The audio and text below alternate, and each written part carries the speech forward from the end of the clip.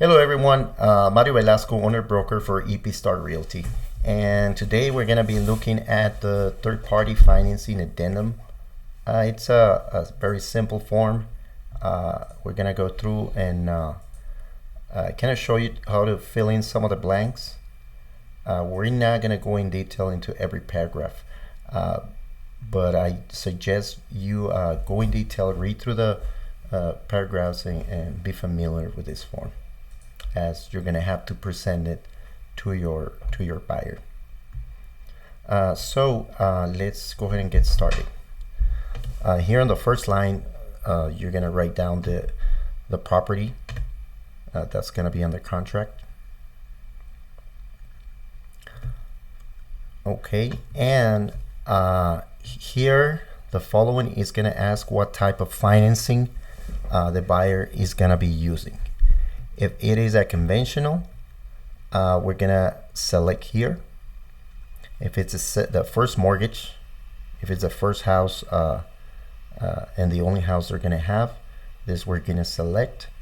You're gonna select the amount to be, this right here is the amount after the down payment, the amount that is to be financed.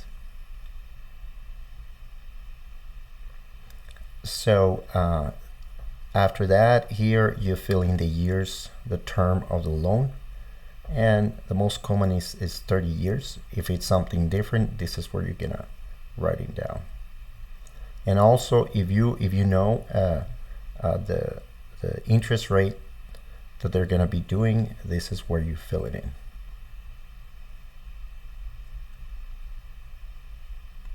Now, if it is a second mortgage, if it's a second home, this is where you're gonna select and fill in the rest of the information, which is similar to the top one.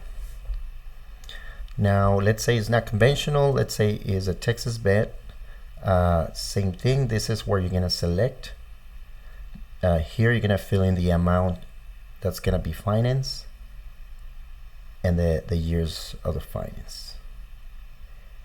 And let's say it's not a Texas vet and it's a FHA. This is where we're gonna select.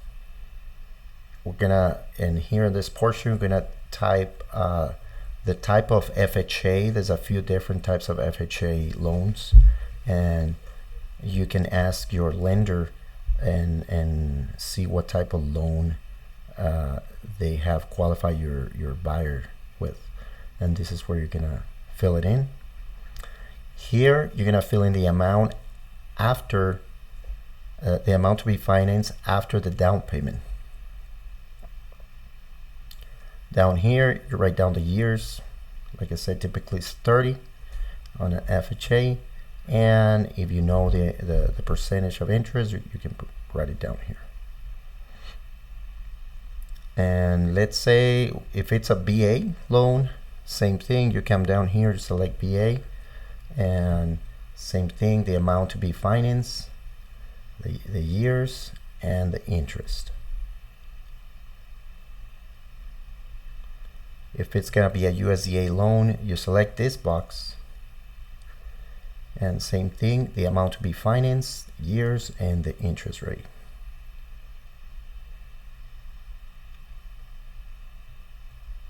Now, if it's a reverse mortgage financing, you can select this. We don't typically do it. Most of the times, the mortgage will do these. Okay.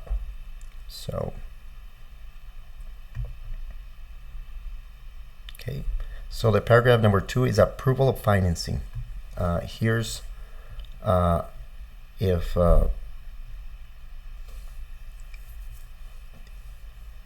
if this contract, the purchase contract, is going to be subject to approval, we select yes. If yes, we select this, and we write down how many days the buyer is going to be fully approved.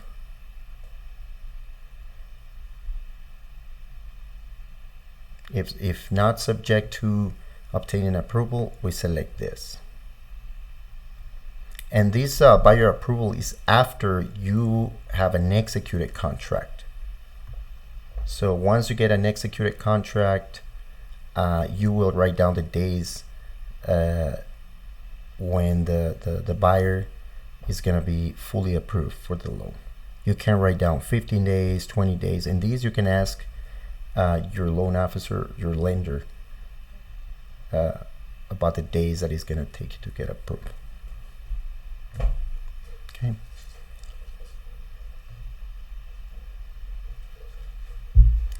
We go down to paragraph number 4.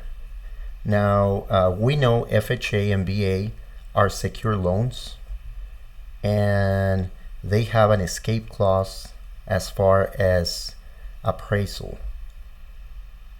So right here on this portion, you're going to write down the sales price of the house, and you're pretty much saying that if this house does not appraise to this amount, then the buyer has the right to terminate this contract. So remember, this escape clause only pertains to FHA and VA loans. Okay, and that's it. That's all the blanks we need to fill in on this form. This form is pretty much telling the seller what type of financing we're going to be using in this purchase. So it's a general form, and right here at the end of the form, it has to be signed by the buyer and signed by the seller.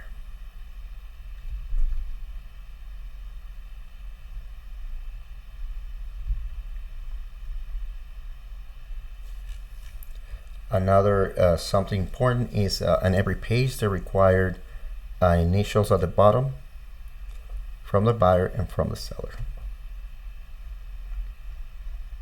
Okay, so I hope this video helps you, and if you need any more information, you have any questions, you can give me a call, 915-329-5829.